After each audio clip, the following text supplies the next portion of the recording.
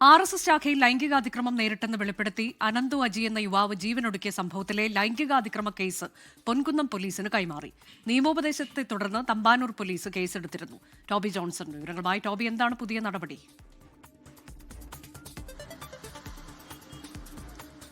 Case Ponkunnam police സ്റ്റേഷനിലേക്ക് ഇപ്പോൾ കൈമാറിയിട്ടുണ്ട് എന്നാണ് നമുക്ക് മനസ്സിലാക്കാൻ സാധിക്കുന്നത്. ഈ വീഡിയോ സന്ദേശത്തിൽ അനന്തു അജി പറഞ്ഞിരിക്കുന്ന കാര്യങ്ങളാണ് പ്രധാനമായിട്ടും അന്വേഷിക്കുന്നത്. ചെറുപ്രായത്തിൽ തന്നെ ലൈംഗികാതിക്രമം ഉണ്ടായി എന്നാണ് പറഞ്ഞിട്ടുള്ളത്. അതുകൊണ്ട് തന്നെ അത് വിശദമായിട്ട് പരിശോധിക്കുകയാണ് അന്വേഷണ സംഘം ആദ്യം ചെയ്യുക. ഇന്നലെ തമ്പാനൂർ പോലീസാണ് ഇത് സംബന്ധിച്ചുള്ള കേസ് രജിസ്റ്റർ ചെയ്തത്. അതിനുശേഷം പൊൻകുന്നത്തേക്ക്, കോട്ടയം പൊൻകുന്നത്തുള്ള സ്റ്റേഷനിലേക്ക് ഈ കേസ് ട്രാൻസ്ഫർ ചെയ്യുകയായിരുന്നു. മറ്റൊരു പ്രധാനപ്പെട്ട പ്രശ്നം പോലീസിന് മുൻപാകെ ഉള്ളത്, ഈ സംഭവം നടന്നത് വർഷങ്ങൾക്ക് മുൻപാണ്. അതുകൊണ്ട് തന്നെ ഈ BNS പ്രകാരമുള്ള നിയമ നടപടി സ്വീകരിക്കാൻ സാധിക്കുമോ എന്നുള്ളൊരു ആശയക്കുഴപ്പമുണ്ട്. അതുകൊണ്ട് തന്നെ IPCയിലെ 377 വകുപ്പ് പ്രകാരമുള്ള നടപടിക്രമങ്ങൾ പാലിച്ച് മുന്നോട്ട് പോകാനുള്ള ഒരു നീക്കമാണ് പോലീസ് നടത്തുന്നത്.